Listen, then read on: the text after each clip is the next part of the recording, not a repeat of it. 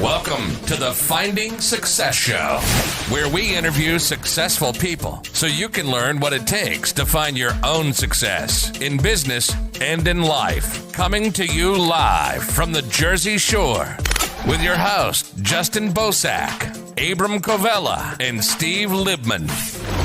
Welcome, everybody, to the Finding Success radio show. We're looking for those people that are seeking it, have found it, failed at it, overcome to get it, and what the various definitions are of it.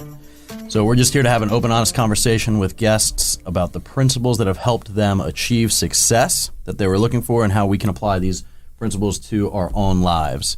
So let's start with the crew. We have Abe Covella, Justin Bozak, owners of Remax Revolution. What's up, boys? What's up, man? Dude? So we are excited. My name is Steve Libman, managing partner of Integrity Holdings Group. We're a commercial real estate investment firm, but more than titles, more than the titans of industry, we're growth-oriented men seeking to be the better version of ourselves today that we were yesterday. We just want to share the ups and downs of our own successes and our own failures and what we've learned along the way. So thanks for joining us. So let's start off with just some background. Boys, this is pretty exciting. We get to share some of what we've learned. So Justin, take it away. Absolutely. So Justin Bozak here, resident of Toms River, New Jersey, 38 years old, married, 4 children. 4? Yeah, buddy. Oh. Leave her alone. Busy life. So, I got in the real estate industry back in 2004. Prior to that, I was a young kid, in college, kind of trying to figure out what I wanted to do. First job out of college? Real estate? No, third. Okay. So if you want to go all the way back, we want to go back to 16 years old. Oh, yeah. McDonald's, baby. Yes, nice. Yeah. I think we've all had that experience, right? Yeah, started there. You can't work in retail. You can't be successful. I'm sure of it. Yeah, I mean, it gives you a good foundation. I mean, it's a great operation as far as the company goes. It's very structured and worked a lot. Worked my way up to manager before I graduated high school, which was, kind of a big deal because a lot of people didn't even have jobs back then. Yeah, man. But for me, in order for me to, dress nicely, I had to work. That's right, man. My parents, fresh duds. Yeah, that's Yeah, it. yeah.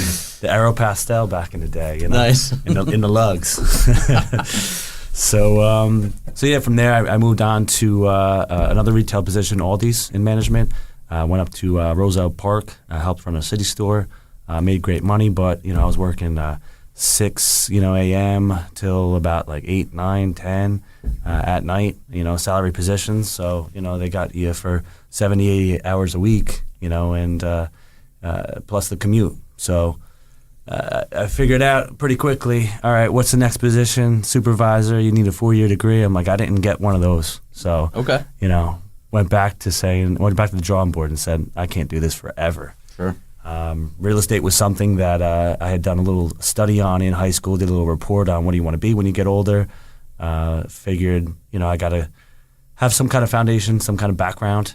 You can't just get out of high school and start doing real estate, or you can, but, it's hard, right? Yeah, I mean, you're working for free. I think you're right, man. I think you definitely got to get some life experiences right. And understand a little bit more and build networks because your friends aren't going to be buying houses at that age. Right. Not too many of them. What's your sphere? Yeah. We just graduated. Yeah. We're looking to party. Give me a cappuccino. Right. So from there, hopped into real estate, and that's where I met this guy over here, Abram. In 2004, he was there a little bit before me, and just figured out, hey, what do I need to do? It was a salary position, which was good.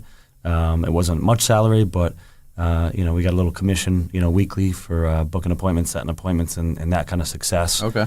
And then just grew from there. The company closed. Hammering phones. Yeah, oh yeah, Right. Yeah, all day, every day. That was the game. I wasn't the best, but I just probably made the most calls. I was in the office longer. I was the last one in. Right. Or first one in, last one out. That was just the mentality because, I had to. I was like, I came in right when they started the department into the company, so they had already lined up everybody that they wanted to roll out. They had all their training, and I was like, I got to get over there because that's where the money's at. So I kind of forced my way. Broke down the door, got in, and then just had to work a little bit harder than everybody else. So, and then company closed, so that was unfortunate. The financial. When was that? 8, 9? That was 2007. Yeah, 2007, Yeah. September 2007. Yeah, at that time I was a buyer's agent. So I was out showing homes and doing a lot of deals. I was doing, 40, 50 deals back then and not knowing kind of like that was kind of crazy, especially, being only a couple years in the business. But, we had to start over, once the market collapsed. Sure. Then formed the Ocean 6 Group with a couple of my compadres from Foxtons. And then Nice, Foxton's the yeah. throwback. And rolled it into a company, and we've just been working hard ever since. And I feel like we're just starting. Honestly, I think we've got so much more left that we want to do, and that's where we're at now. Yeah, and I'm sure we'll go over this over the next couple of weeks too. But Right. you've had some failed partnerships, you've had some yeah. ones that worked out. You guys Yeah. have just recently rebranded, right, and started up your Yeah. own office. How many agents in your office now? We just hit about 51, man. So Yeah, it's I mean, pretty no incredible. small feat, right? So from hammering phones at Foxton's to Right. managing 50 people, right, and educating them and getting them in a growth-oriented mindset to help them find success. So Yeah. I'm sure we're going to touch a lot on that, but yeah, you guys have done it. You've kind of over the last 15 years have touched on a lot of different ups and downs, and that's what it's all about, right? Persistence. Yeah, absolutely. So cool, Abe. I guess similar story, right? Yeah, similar, a little different, but my name's Abe Cavella. I'm 38 years old. I got 3 children. I got a lovely fiance at home and 10 pets. It's 10? 10 You have 10 pets, man. pets? I didn't know it was 10. I didn't know that either. I know, it's pretty crazy, Dr. pretty Seuss. crazy. 3 dogs, 2 frogs, 4 guinea pigs, hamster. I don't recommend it. Birds? No birds? Yeah. No birds, no birds. I Thank got. God. No, but I mean, I feel like my story is kind of almost on the same track as Justin. The only difference is right out of school, I was like so mindset. I was like, I want to get a computer science degree. So I worked hard, went to OCC, got my 2-year degree in there. Was working a bunch of part-time jobs in between. So I started Roy Rogers when I was 16, and I was always had the growth mindset. Was like, if there was a better paying opportunity somewhere else, I hopped. So like someone's like, I'll pay you 50 cents more an hour. I'm like, I'm moving there. It didn't matter, what that job was. I just, knew I needed to make more money as much as possible. Worked my way through computer science degree, and then I wanted to advance it. Went to Brick Computer Science to further my degree, and I learned about halfway through. I started at Foxton's. I was there when they first started. It was actually YHD. I fell in love with real estate, and halfway through Brick Computer Science, I saw that they were outsourcing a lot of the jobs. It was during that period of time that the tech industry was like sourcing everything to India, and I mean at 1/5 the cost. So it was like job that I was looking to get into at $100,000 was now paying $20.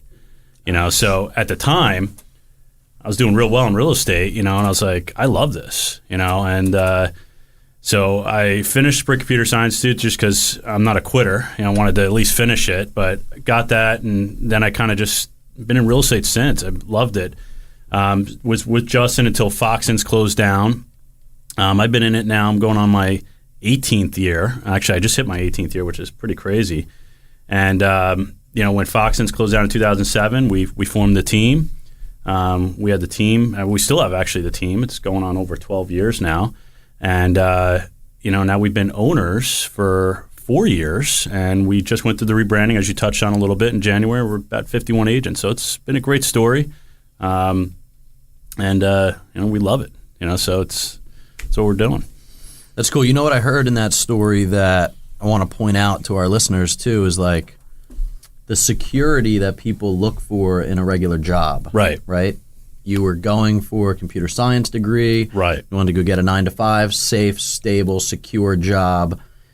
Economics changed. Yep. And all of a sudden it's not that stable anymore. People have looked at me as an entrepreneur now for the last decade, and they're like, well, aren't you afraid of what could happen? Yeah. And I mean, I have friends with doctorates that can't find work in their particular field because of a change in technology or a shift in the economics Absolutely. of that particular business. So, for me, the most risky thing is to get a job, Yeah. right? And now that we all work for ourselves, and the most successful people that I know in my life have worked for themselves, and not to say that you can't get a 9 to 5 and have some safety and security and a consistent paycheck, but you need to use that earned income to start creating some other income. Otherwise, your security is kind of on the line, right? You can't underestimate the networking part of it either. I mean, my second job was because of my first job. I don't get in the door at the second job if I didn't take the first job at McDonald's. And the second job at 20 years old, I'm making like $70,000 a year. Yeah, which is unheard of. Like, most kids are still in college at that point. Right. But I don't get in the door if I don't. He got in the door first. He was older. No. He worked his butt off, and he said, "Hey, we're looking to hire more people." He said, "Hey, I know somebody. I'll bring him in." Yeah. So that's awesome. How about you, Steve? So I want to give a little background where you started and how you formed the Integrity Group. Sure, yeah. So like you guys, right, I started in real estate as a broker. I was an agent doing REO brokerage, and I was trying to sell some investment properties to some investors, and I saw that they were doing it, and I figured, hey, I think I could do this too. Yeah. I graduated Boston University in 2004. Sounds like we all kind of did some different education routes, but the 4-year degree was great. What'd you get? What was your degree in? It was in sociology, so I figured I'd always go into sales and the study of human interaction. I always figured would give me a good idea of what that looked like. Plus, I value a liberal arts education. I don't think it needs to be super specialized, and I've found a lot of people that were having success in the marketplace that didn't necessarily go into what their degree was in. So I figured, hey, let's do a liberal arts degree. Came out of college and dabbled in a couple things. I worked in Manhattan for about 1.5 years. The commute was terrible. Landed in real estate, started doing some work for some investors, and figured, I could flip some houses. And we started Integrity in 2011. 2012, Hurricane Sandy decimated our area, so it hit the pause button on that investment vehicle for a little bit of time. It created some opportunity on the back end of it, but it was painful while we went through it. Oh, yeah. Right? We all went through it. So we started doing some wholesaling, which for those that don't know, it's basically locking up a contract and then selling that contract to another investor for a small fee. And then we started doing some flips. I always tell the story, like our first flip, we wrote a $1,000 deposit check and it would have bounced if they cashed it. So we bootstrapped this business, from a $1,000 check that would have bounced to doing multiple millions of dollars a year last year. Yeah. So it's been an incredible journey. We have moved now from the residential space into the commercial real estate investment space, buying apartment complexes and building self-storage facilities around the country. So Ohio, Iowa, Florida. We don't actually do a lot in our backyard because it's difficult to find cash flow here. Right. Great place to flip, not necessarily to hold, right? Not exactly a landlord-friendly state, right? So now we're helping other people invest with purpose through our business so that they can choose where they want to put their own investments, secure their own retirement, get off of the roller coaster ride that is the stock market. Yep. My dad passed away about 6 years ago, and he lost about half of his wealth in the downturn. And then he passed away, so we didn't get to ride the market back up. And it just really made me start looking at, okay, so what's retirement look like if all of my eggs are in this Wall Street basket that I have zero control over? So we started looking at real estate where you can really control the income. Every month the rent is due, and you can increase and decrease expenses and net operating incomes in a way. So now we're just educating people that they can themselves invest in those types of deals. I think a lot of people don't know that they can take control of their own finances in that way, and that's what Integrity is all about. We're trying to help people retire faster, better, and in a more secure, safe environment than the stock market is. You guys have done it at a really quick pace. I mean, I remember when we first met, and it's maybe five years ago. Yeah, right. So 5 years ago, we were just getting out of swinging the hammers. Yeah, right. So and we've done that, right? We've scraped the windows and swung the hammers, and it was a lot of work. And then we started to, we found some mentors that were doing more deals than we ever thought possible, hundreds of deals a year, and we got around these guys, mentors, changed everything, right? They gave us the blueprint. We were going to go implement like monsters, so let's go do that. So we did. And, we went from in 2016 doing 16 deals to over 100 deals the next year, doing $200,000 to over 7 figures in revenue in just a year's time, and it changed a lot. And then this year, 2019, it's the end of 2019, but over the last 12 months, we've built and or acquired over $75 million worth of commercial assets. So it has been it's been a hockey stick, where it's nice going along, and then all of a sudden it starts to swing up pretty quickly. So it's the systems, right? I mean, and the implementation. So it's just like you said. I mean, you're the one who put me on the podcast. I remember, we met at one of the houses you were flipping one day, and you put me onto a podcast, and I'm like, I didn't even know what podcasts were back then. So I was like, I wonder if there's a real estate podcast. That's kind of like that's what shaped our business. Sure. A lot of the things that we've implemented. We don't have a personal coach per se, but I listen to a lot of people that have done it, and I kind of look for the future, and see kind of what's coming around the corner, and what we can do to protect our company and to build our company in a way that we don't think we'll get hurt. If there's a downturn in the market, I think we're kind of waiting for it, sure. Because we know a lot of agents are going to get out of the business. Yeah. But we think that our agents will be able to increase business during that time. So we're pretty excited for the future. Yeah, and that's kind of like the first principle of success that we should talk about, right? Is finding other people that are doing it better than you and replicating what they do. Like, 100%. None of us are in, there's nothing new underneath the sun. There's no reason to reinvent the wheel. You don't have to reinvent the wheel. You can just go find somebody that's doing it better than you are, right? And find them and say, hey, I need some help with this. So how do I do it? Now, where this falls off for a lot of people, right? And this is where like Carlton Sheets back in the day got a bad name because he was telling people you could buy these houses, no money down. Well, I've probably bought and sold over 500 houses without any money in the deal. So it's not that it doesn't work, right? It was that people thought it was a scam or they didn't know how to do it. So it's really digging in and then implementing those systems. So there's a lot of great information out there, but it doesn't mean anything if you don't go and implement that stuff, right? I can listen to podcasts all day and read 1,000 books. It's not going to make me successful, right?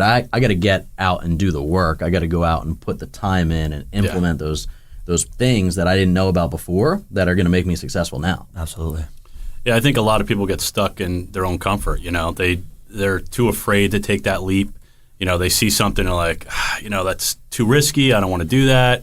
And at the end of the day, all the most successful people out there, even most of the millionaires, they've taken that risk, and it's not necessarily a risk that's going to destroy you, but you got to take a leap sometimes. Sure. And, and again, like you were saying before, there's no reason to reinvent the wheel. You don't have to try to create original content.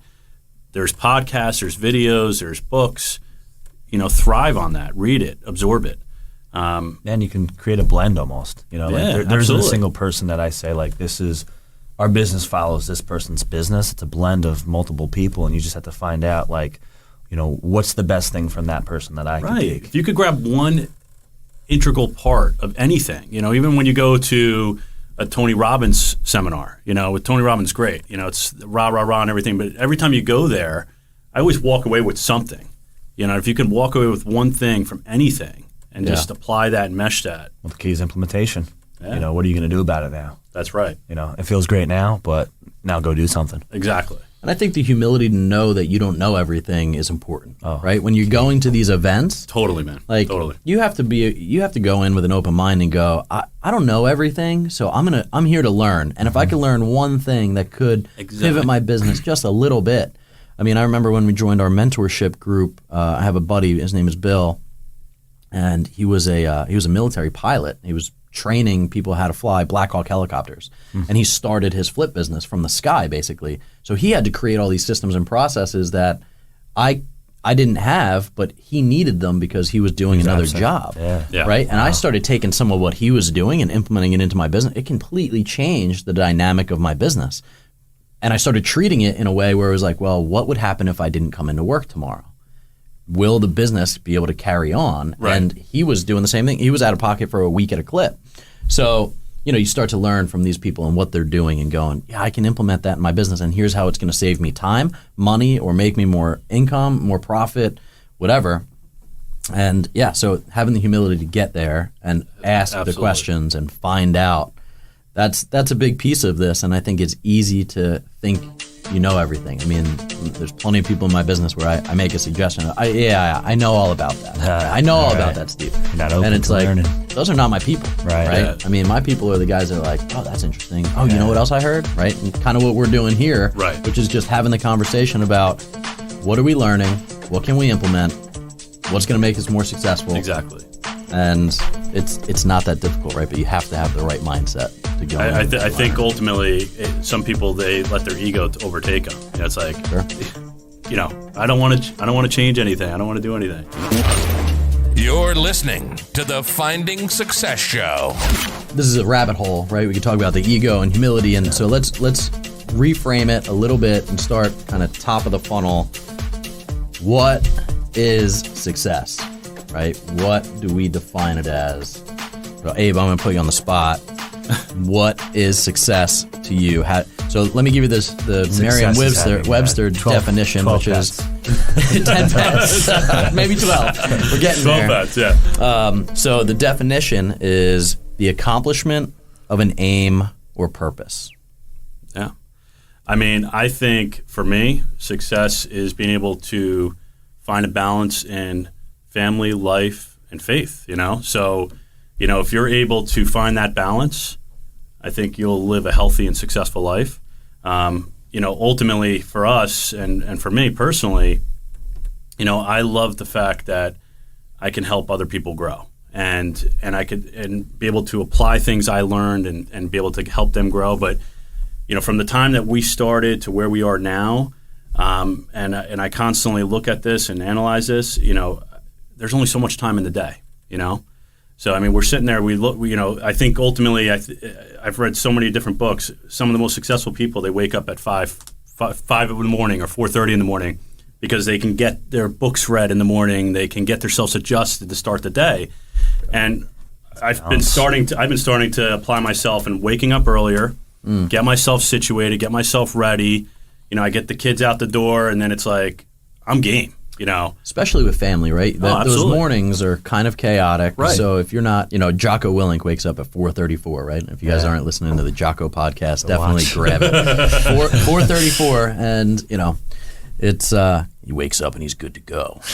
But you know, I don't wake up that early. Right. I am starting to get on a regimen to get some time to myself in the morning. I think it's important to set yourself up for success in the day. Oh, absolutely. Everybody knows that panic feeling where you wake up and you're behind the 8 ball. Oh God, it's the worst. It's the worst, right? So, anyway, that's a great definition of it. Yeah, I mean, you know, ultimately, you know, I think if you're trying to figure out that balance, I think good things will come. You know, you find the balance where you can have that time with your family, where you're coaching your kids' games, or you're making those concerts, you're taking them on trips, but at the same time, you're time managing your work life to a point where you're thriving.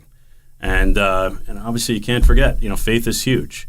I don't know what I would do without my faith. I actually have a great story. I tell this to everyone. I have a very unique name.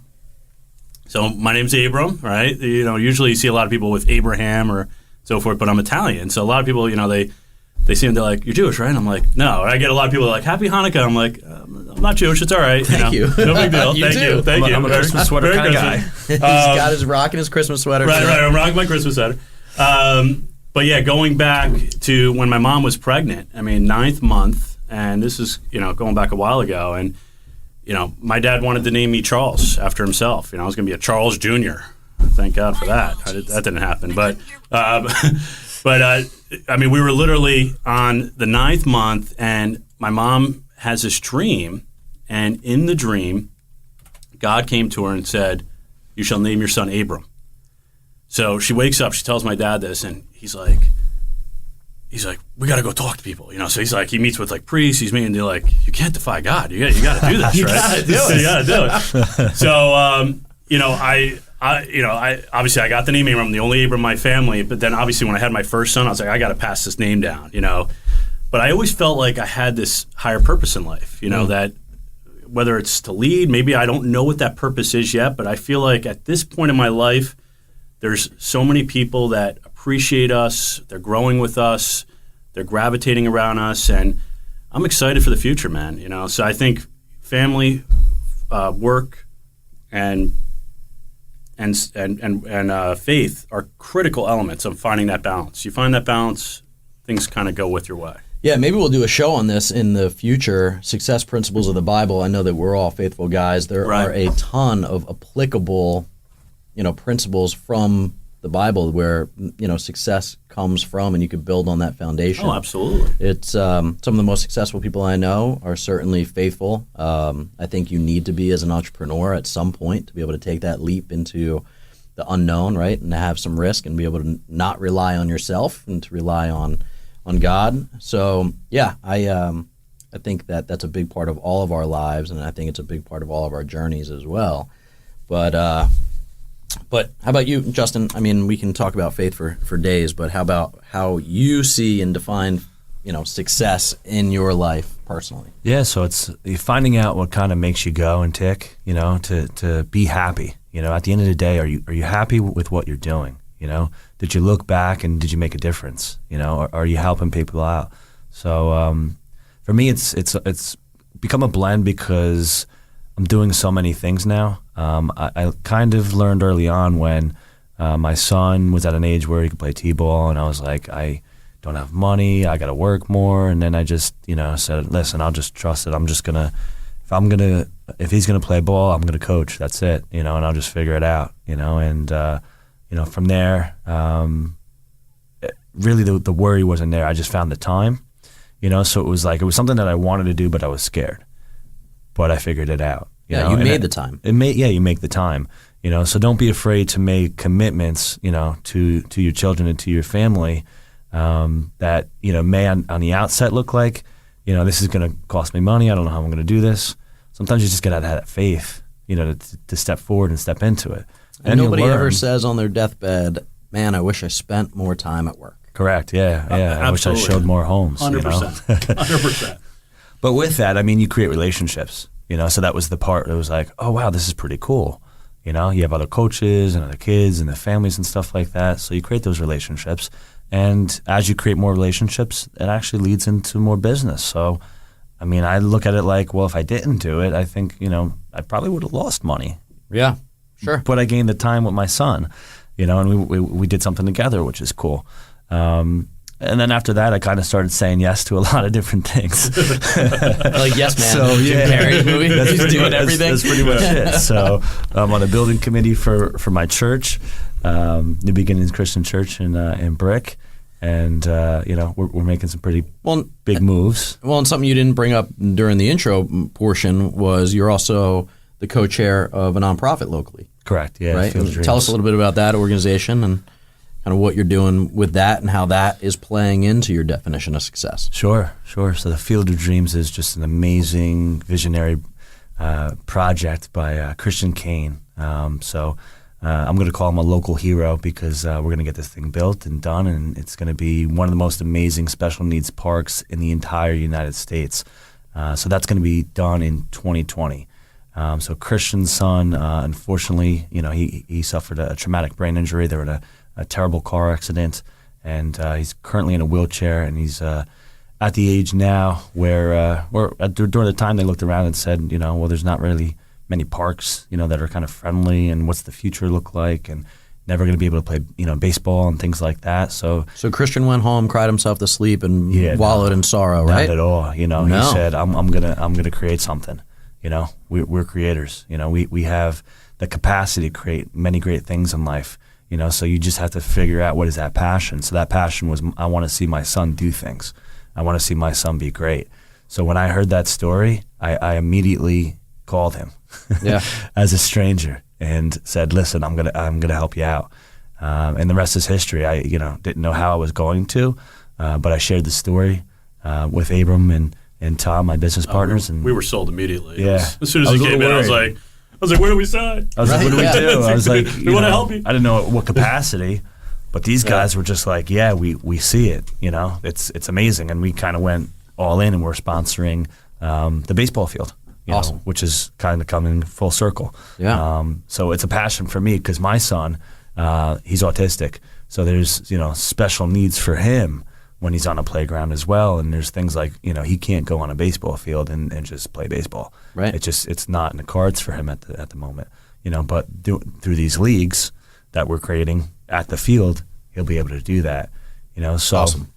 So yeah, I mean, it's become a part of life as far as giving back. I've helped out with a veterans nonprofit, Hero Sports. I think we're going to be able to talk to Mike Barker, my buddy, pretty soon on this.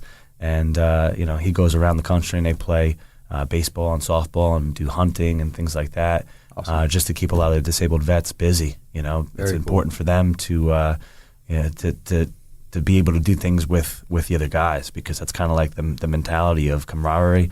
You can't lose that and then come back from overseas after suffering some kind of disability or PTSD without getting inside your own head. Sure. So there's a lot of cool things that happened, after that, like I said, I just jumped in and said, yeah, let's do it. We'll figure it out. I don't know. I've never done this before, but, you just take the time and you use your, network and you figure things out. Yeah. That purpose is so, that purpose-driven life, right, of how do we give back, how do we make more of an impact, seems to be where success always circles back to. Right. At least for the people that I've had in my lives. I mean, I think, we all, people want nice cars and nice things and nice vacations and all those things. But, being able to give back into nonprofits and being able to sponsor, a baseball field where disabled kids are going to be able to play for decades to come. I mean, what a great story. Absolutely. So getting back to the definition of, the accomplishment of an aim or purpose, it doesn't sound like a lot of our successes, mine included, are tied to a dollar amount or to a business objective necessarily, right? It's about growth. It's about how can we give back? How can we do things like that? Personally, Integrity Holdings has now tied a nonprofit into every commercial deal that we do. This year in 2020, Tom's River Field of Dreams is going to be one of those nonprofits fantastic. that we give and build equity into a deal for them. Last year, we tied a nonprofit from Kenya called the Blessings Project, and they're digging wells and they're saving girls out of sex slavery and they're doing all kinds of incredible things. We gave them a piece of equity of our last storage facility. It should relate to somewhere between $300,000 and $400,000 of passive income for that nonprofit over the next 5 years. So now we get to do that in every deal that we do, which is incredible. It doesn't affect our investors' returns, right? Yep. It comes out of our end, and we're happy to do it because that's, I was meeting with an investor not too long ago, and he looked at me and was like, well, why would you do that? What's the benefit to you? And I said, well, there's no shortage of need in the world, right? And if we have the opportunity to be able to do something like this, it's way more than the business, right? It's way more than us. It's about that purpose. What are we able to do with the money and success that we create? Because if we just sit on it, right, and go buy a '67 Mustang, which, hey, I'm not opposed to. Oh, of course. I wear a 355. You guys are shopping for Christmas. But that's not the end-all be-all, right? That's not going to put you to sleep and make you feel good about yourself. So Right. I'm excited to partner with you guys on the Tom's River Field of Dreams project moving in the future. And hopefully these kids, after this is all built, don't have to pay to go and join these leagues because of some of the income that we can bring into it. So awesome. Really good stuff, guys. So I think the idea of success personally – so I'll rip this from John Maxwell. If you guys have read any John Maxwell books, he says that his definition of success is for the people that know him best to love him most. And I've stolen this from my father-in-law, and I've applied it to my own life, my own marriage. I have 3 kids. I'm married 12 years, and he has taught me that the pyramid in life to keep a successful foundation is God first, your wife second, your kids third, your business after that. And my wife knows that she'll always be number 2, but because she's number 2, she'll never be number 3. And I'm not saying that I do this perfectly yet, but I am aware of what it looks like, and I am aware of when I fall short of it, right? I'm hyper aware of when I fall short of it because the kids haven't seen me for dinner. My wife feels like work might be winning. And when those things come up, and we're honest about those things, she's called me out plenty to say, hey, I feel like work is winning right now. And at the end of the day, a successful life for me is where the business supports the family and supports my faith, Right. not the other way around. What's the point if you're working all these hours and you can't get them in? So Yeah.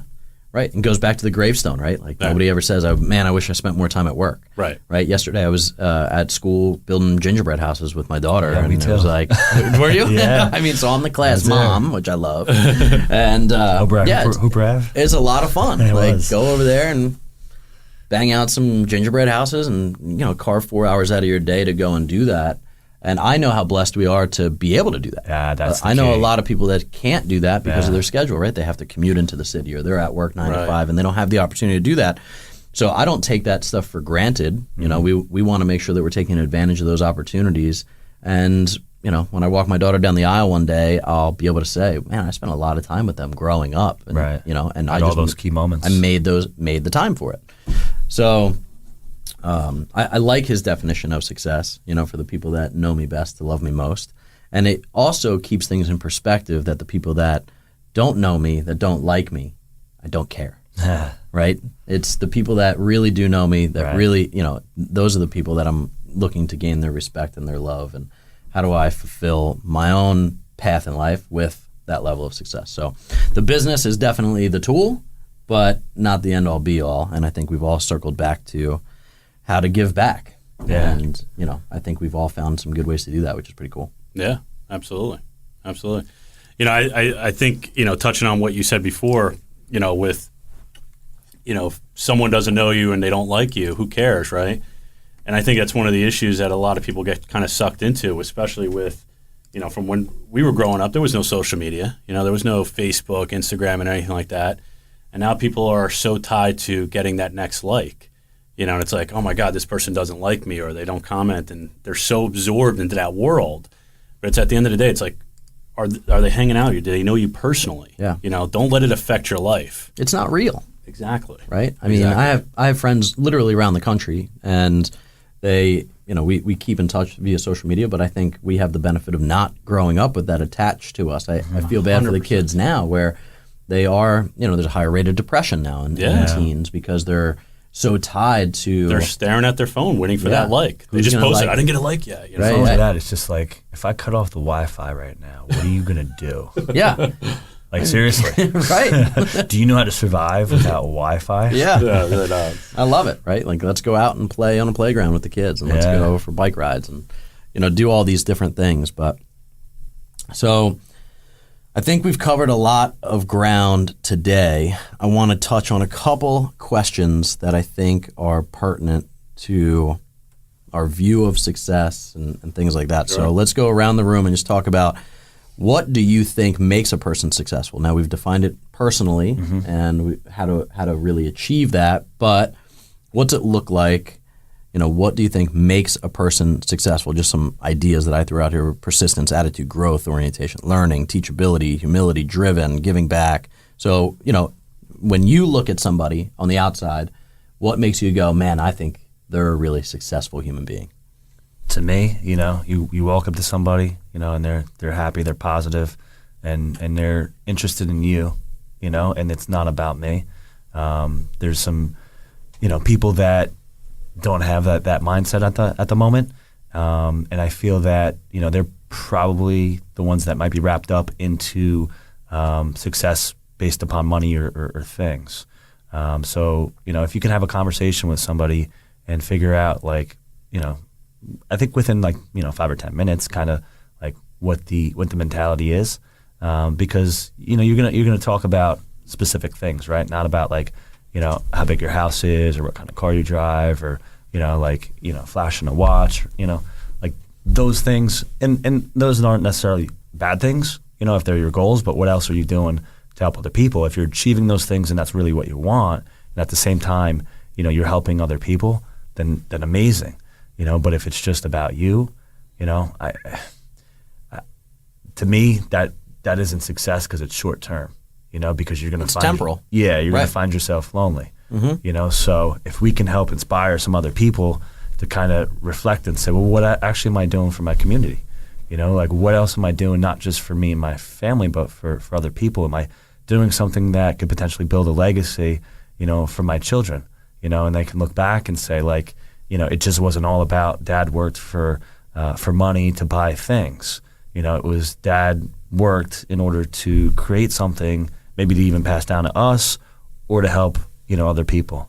To me, that's a defining or definition of success. I think you nailed it, man. You don't want someone your kids to define you as be like, well, my dad worked all the time. Right. Never saw him. He never saw him. He was a hard worker. He worked all the time. It's like that's your legacy. You just worked all the time. Working hard is definitely an integral part. I think some people get stuck into this lazy mindset. There's no short of it. You definitely got to work hard. But at the end of the day, it's about what are you putting into the community? What are you doing, to help grow yourself as a person? Because, just going through the trenches and working at that job and just going through the motions of life. And it's like, all right, you're here 1 year, you're here 2 years, you go home, you do the same routine. It's like, where are you going with that? Ultimately, if you can volunteer, even if you're not, like we were talking about our faith, if you're not a church-going person, if you're not, into, the type of faith that we are, you don't necessarily have to, as long as you're helping people. Be kind. Yeah, there's no shortage of need in the world, it. right? You can go and help. It doesn't cost you a thing other than time, effort, and energy a lot of times. And most times you get way more back. Right. Yeah. Just that I'm a feeling. firm believer on the pay it forward. Be kind, pay it forward, do what's right. It's funny. I took my kids to see Frozen 2 recently, and that's on my list this week. So yeah. it was a good movie. It's a good kids movie. It's a good kids movie. But one of the things that I always love about Disney movies is that they have a way of breaking down a very powerful message that kids can understand and grasp. And when my son, who's 8 years old, he's going to be 9, and he understood the message. And the message that was in that movie was, if you don't know what the future is, the best thing you can do is do the next right thing. Do the next right thing. Sure. So if you see someone that's in need of help them. And ultimately, you doing that, I think it'll just help you grow as a person. And you growing as a person will help you achieve more in life. No, it's a great definition of it. I love it. For me personally, what do I think makes a person successful? It's kind of everything that we've touched on. We keep going back to the same types of things. It's mindset, it's humility, it's, do I feel the love, right, from those people, or are they just self-centered? It's pretty easy now to figure out who my people are. And that's what I love about, as you grow as an adult, you get to decide who's in your circle, right? Right. If you're the sum of the 5 people you spend the most time with, then you should find really great people to spend time with. Absolutely. And so I'm honored to be able to spend the time with you guys talking about this stuff. Man. I'm excited over the next year or so that what we break down. I'm excited to talk about our failures, our successes, how we've overcome to get there, what we've learned along the way. I know that we've all had some incredible mentors that we have a vision of success, not only in business, but both personally, in marriage and nonprofits, and all of those really important things, and what those pillars of success will be. We can't wait to break it down for you guys as the audience so that you can apply some of these things to your lives. Also, reach out to us whenever you feel led to. We're happy to help. We're happy to share some experiences off air as well as on. So we just thank you for our listeners. Thank you for you guys. And let's go find success. Absolutely, guys. Thank you for tuning in to the Finding Success Show. For more exclusive content and previous episodes, check out successradioshow.com. That's www.successradioshow.com.